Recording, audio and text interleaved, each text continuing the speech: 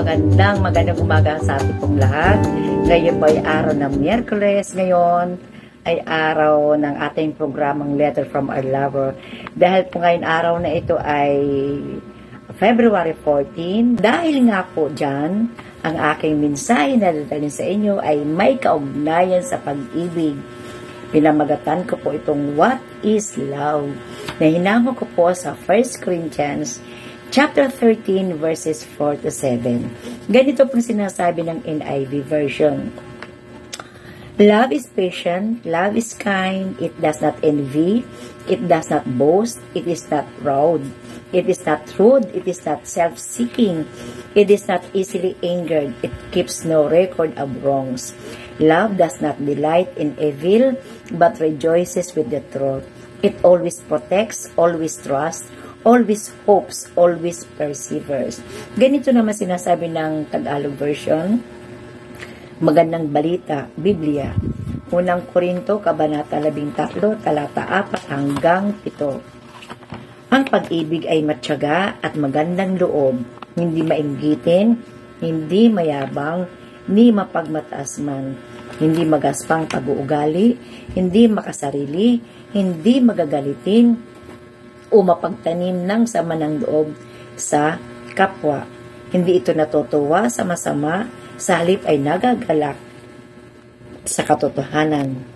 Last verse, ang pag-ibig ay matiisin, mapagtiwala, puno ng pag-asa, at nagtsatsaga hanggang wakas. Tayo po'y manalangin, Amang banal na makapangyarihan sa lahat. Salamat po. Tayo po ay amin welcome sa aming pong kalagitnaan. Purihin ka. Salamat po sa pagtuturo niyo po, Panginoon, sa amin. Salamat po ngayon umaga. Tanggapin niyo pong aming pasasalamat.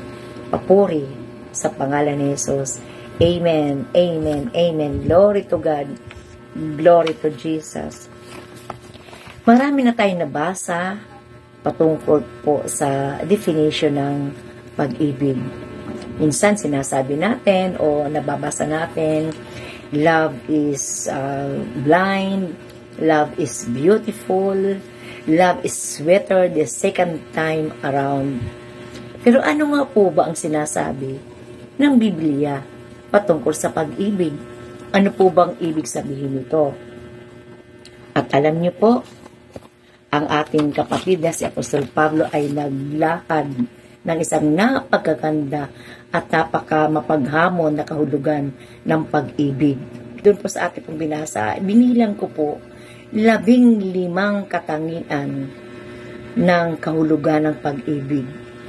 15 qualities of love na matatagpuan po dyan sa teksto ngayon na dapat po taglay po ng mga nakakilala sa Lord.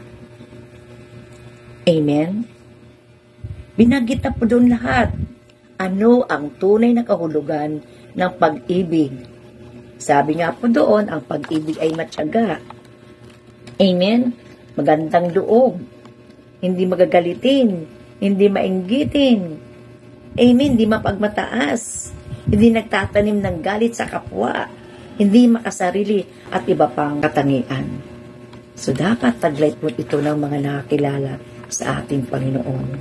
At alam niyo po, ang ating Panginoon o ang ating Diyos Ama ang siyang unang nagpahiwatig, nagpakita ng pag-ibig nang isugo niya ang kanyang bugtong na anak na si Kristo dito sa mundo upang magkaroon ng buhay tayo sa pamagitan niya. Amen? So, salamat po sa Panginoon sa ating konting minuto na pag-aaral ng salita ng ating Panginoon. Amen. So, maraming salamat po at tayo po'y manalangin. Amang banal na makapangyarihan sa lahat. Salamat po. Kayo po ang patuloy na magturo sa amin upang taglayin po namin ang tunay na kahulugan ng pag-ibig at taglayin po namin ito. Maraming salamat po. Ito po aming samat panalangin sa pangalan ni Jesus. Amen. Amen. Maraming salamat po at pagpalain po tayo ng ating Panginoon. Shalom everyone. Bye-bye. Hey! I pray that today's letter from our lover bless and encourage you. Please let us know if this video impact you by liking it and posting a comment below.